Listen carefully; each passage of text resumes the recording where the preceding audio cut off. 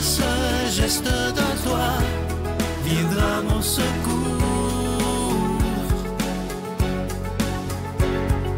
Viens semer dans mon âme le grain de l'amour. Je traverse un désert et je meurs de soif. Montre-moi le mystère qui garde la foi. Bon lundi, bienvenue à votre émission de la Victoire de l'amour. J'espère que vous allez bien ce mois de juillet. Je sais qu'il y a beaucoup d'entre vous qui sont en vacances. J'espère que vous en profitez bien. Et si vous suivez l'actualité, évidemment, vous savez que depuis hier, nous sommes dans une semaine historique au Canada. La visite du pape François, c'est une visite de réconciliation, finalement. Et moi, j'aimerais cette semaine, d'une façon particulière, qu'on puisse prier autant pour le pape François que pour les peuples autochtones, afin que la réconciliation, elle soit possible. Et je dois vous dire que je lève mon chapeau d'une façon extraordinaire au pape François qui, malgré son état de santé très fragile, on le voit, il a de la difficulté avec un genou, sa santé est un peu chancelante, il a tenu quand même à venir au Canada pour vivre des moments de pardon, de réconciliation avec les peuples autochtones, et on ne peut que saluer ce geste absolument extraordinaire. Je veux prendre le temps de vous raconter, pour ceux qui sont nouveaux, hein, vous êtes des nouveaux à tous les jours, cette expérience extraordinaire que j'ai vécue en juin 2014. On était avec un groupe en Italie et j'avais eu ce grand privilège, grâce à Monseigneur Christian Lépine, qui est archevêque de Montréal, de pouvoir rencontrer le pape François. Ça faisait 1 an qu'il était pape. Et je dois vous dire que, évidemment, quand on rencontre le pape, on est nerveux. Hein? J'avais eu le privilège de rencontrer Jean-Paul II et j'ai eu cet immense privilège de rencontrer le pape François, qui, pour moi, est un homme de Dieu extraordinaire. Et ce qui m'a frappé lors de cette rencontre-là, c'est la simplicité de l'homme. C'est inimaginable. Une simplicité, moi je me souviens, parce que comme sa langue natale est l'espagnol, moi je m'étais, et que je connais un peu l'espagnol, quand je suis pas nerveux, et là je m'étais pratiqué dans ma tête qu'est-ce que je vais lui dire, parce qu'on est assigné, puis à un moment donné, le pape arrive à toi, puis bon. Et je m'étais baragouiné quelque chose en espagnol, j'étais sûr que c'était correct. Puis quand il est arrivé devant moi, j'ai perdu mes moyens, j'ai perdu mes mots, et il s'est mis à sourire, et c'était très beau de le voir, et il m'a simplement dit, en anglais, « Pray for me, my son ». « Prie pour moi, mon fils », et il m'a donné un chapelet. Je dois vous dire que le charisme et l'amour qui se dégagent de cet homme-là, c'est absolument extraordinaire. Et c'est rare dans une vie qu'on peut avoir cette certitude de dire « J'ai rencontré un homme de Dieu ».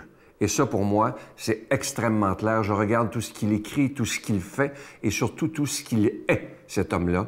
C'est un être absolument extraordinaire. Alors, comme je vous disais, toute la semaine, prenons le temps de porter le pape François et les peuples autochtones dans notre prière, que les rencontres soient enrichissantes pour tout le monde, qu'elles soient teintées de l'amour de Dieu. Il faut qu'à la fin de ce voyage, qu'il y ait eu un avant et un après la visite du pape François, qu'il n'y ait personne de déçu, mais que tout le monde puisse se dire on a vécu des moments de réconciliation, des moments qui en valaient la peine et des moments que nous n'oublierons jamais. Je voulais juste vous dire aujourd'hui aussi, pendant toute la semaine, notre ami Geneviève va vous dire où il est tous les jours. Bon, alors aujourd'hui, il est arrivé hier. Aujourd'hui, le lundi 25 juillet à 10 h, il est en Alberta. C'est une rencontre avec les peuples autochtones, Premières Nations, Métis et Inuit. Et en après-midi, à 16h45, il a une rencontre avec les peuples autochtones et les membres de la communauté paroissiale. Alors, je vous en supplie, portons cette situation dans notre prière, afin que de belles choses se passent cette semaine. Notre Père qui es aux cieux, que ton nom soit sanctifié, que ton règne vienne, que ta volonté soit faite sur la terre comme au ciel. Donne-nous aujourd'hui notre pain de ce jour. Pardonne-nous nos offenses, comme nous pardonnons aussi à ceux qui nous ont offensés. Et ne nous laisse pas entrer en tentation, mais délivre-nous du mal, car c'est à toi qu'appartiennent le règne, la puissance et la gloire pour les siècles des siècles. Amen. Je continuerai à croire, même si tout le monde perd espoir. Je continuerai à aimer, même si les autres parlent de haine. Je continuerai à construire, même si les autres détruisent. Je continuerai à parler de paix, même au milieu d'une guerre. Je dessinerai des sourires sur des visages en larmes et je tendrai les bras à ceux qui se sentent épuisés. Oui, je continuerai à croire.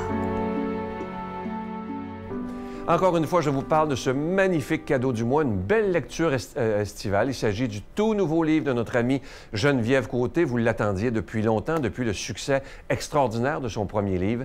Il s'intitule « Libéré de l'enfer ». Il est différent de l'autre. Celui-ci, c'est son témoignage. Parce que, comme je vous dis depuis un mois, lorsqu'on voit le magnifique sourire de Geneviève, on a l'impression que sa vie a toujours été facile, incroyablement facile même. Mais c'est tout le contraire. À l'adolescence et au début de l'âge adulte, elle a vécu des moments extrêmement difficiles, la vie de nuit, bon, etc. Vous le lirez dans le livre. Mais elle s'en est sortie grâce à Dieu et maintenant, elle peut le proclamer. C'est ça qui est extraordinaire. Et je peux même vous affirmer que ce livre va sauver des vies, j'en suis convaincu. Alors, je vous donne l'adresse, la Victoire de l'amour, case postale 120, succursale Boucherville à Boucherville, le J4B 5E6, je vous la redonne, la Victoire de l'amour, case postale 120, succursale Boucherville à Boucherville, le J4B 5E6, également par téléphone, par carte de crédit du lundi au jeudi pour la période estivale, c'est de 8h à 17h dans le 514-523-4433, 523-4433 ou sans frais le 1-888-811-9291, 1-888-811-9291 et aussi sur notre site Internet. Vous savez que c'est une façon très rapide, sécuritaire et efficace de faire votre don, le www.lavictoiredelamour.org. Alors, je vous rappelle ce livre magnifique de notre amie Geneviève Côté. Il est écrit en gros caractères, donc il est facile à lire. Libéré de l'enfer. Et moi, je veux vous dire merci de tout mon cœur de ce que vous ferez pour la victoire de l'amour.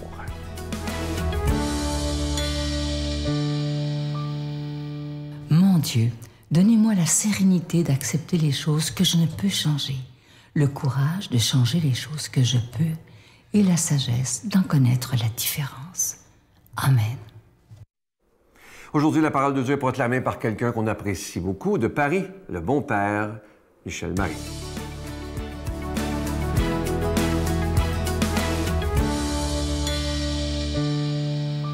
Amis que j'aime comme je suis heureux de vous retrouver chaque semaine pour partager avec vous un passage d'Évangile. Et aujourd'hui, selon saint Matthieu. En ce temps-là, la mère des fils de Zébédée s'approcha de Jésus avec ses fils Jacques et Jean, et elle se prosterna pour lui faire une demande. Jésus lui dit « Que veux-tu » Elle répondit « Ordonne que mes deux fils que voici siègent l'un à ta droite et l'autre à ta gauche dans ton royaume. » Jésus répondit « Vous ne savez pas ce que vous demandez. Pouvez-vous boire la coupe que je vais boire ?» Ils lui disent « Nous le pouvons. » Il leur dit « Ma coupe, vous la boirez. Quant à siéger à ma droite et à ma gauche, ce n'est pas à moi de l'accorder. Il y a ceux pour qui cela est préparé par mon Père. » Les 10 autres qui avaient entendu s'indignèrent contre les deux frères. Jésus les appela et dit « Vous le savez, les chefs des nations les commandent en maître, et les grands font sentir leur pouvoir. Parmi vous, il ne devra pas en être ainsi. Celui qui veut devenir grand parmi vous sera votre serviteur, et celui qui veut être parmi vous le premier sera votre esclave. Ainsi, le Fils de l'homme n'est pas venu pour être servi, mais pour servir et donner sa vie en rançon pour la multitude. »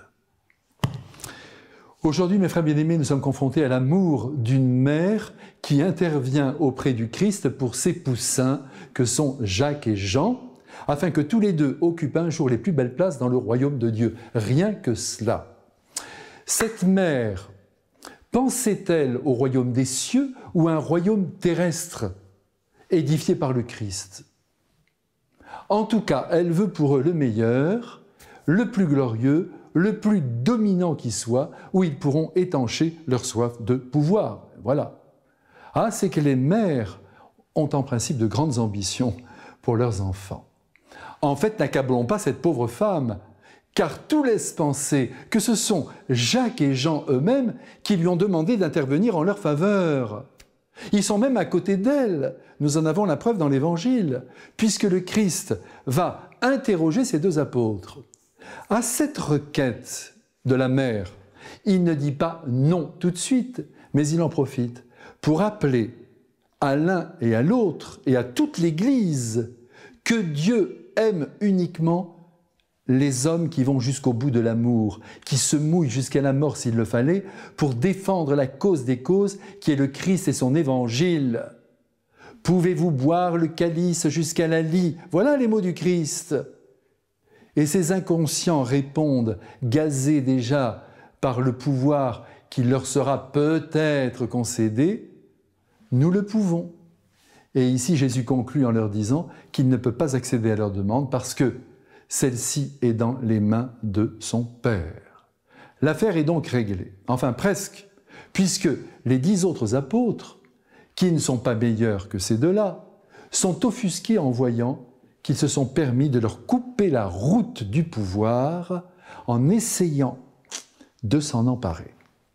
En fait, les 12 sont attirés par le pouvoir. Vous voyez, ils ne sont pas parfaits. Aussi, Jésus leur administre à tous une sacrée leçon, et à travers eux, à tous ceux qui désirent occuper des postes importants et dominer leurs frères, que ce soit dans l'Église comme dans le monde. Ici, le Christ va se donner lui-même en exemple, en rappelant qu'il n'est pas venu pour être servi, mais pour servir. Et il fait bien de le leur dire, car justement, l'une des prérogatives des grands est d'être servi.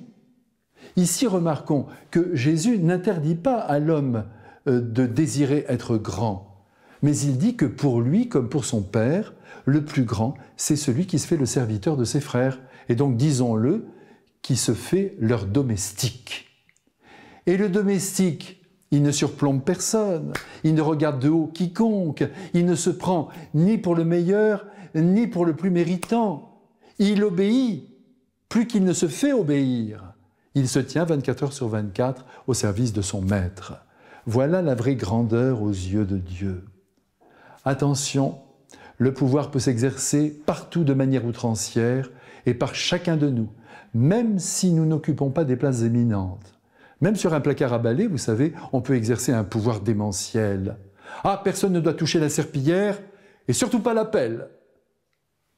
Aussi, si la vie nous a placés en haut de l'échelle sociale, si nous occupons des fonctions importantes, ou encore si nous sommes appelés à exercer un certain pouvoir, je le redis, que ce soit dans l'Église comme dans le monde, ne perdons pas de vue l'enseignement de ce jour. Nous n'avons pas droit de vie ou de mort sur les autres. Faisons donc attention, n'écrasons personne, ne dominons personne, servons tout le monde. Nous devons rester des petits, des humbles, et c'est là notre intérêt, puisque Jésus nous a prévenus un peu plus loin dans l'Évangile que qui s'élève sera abaissé. Et cet abaissement risque de faire très mal. Que le Dieu serviteur nous bénisse avec son Fils et l'Esprit Saint. Amen. Je vous salue Marie, pleine de grâce. Le Seigneur est avec vous. Vous êtes bénie entre toutes les femmes, et Jésus, le fruit de vos entrailles, est béni. Sainte Marie, Mère de Dieu, priez pour nous pécheurs, maintenant et à l'heure de notre mort. Amen.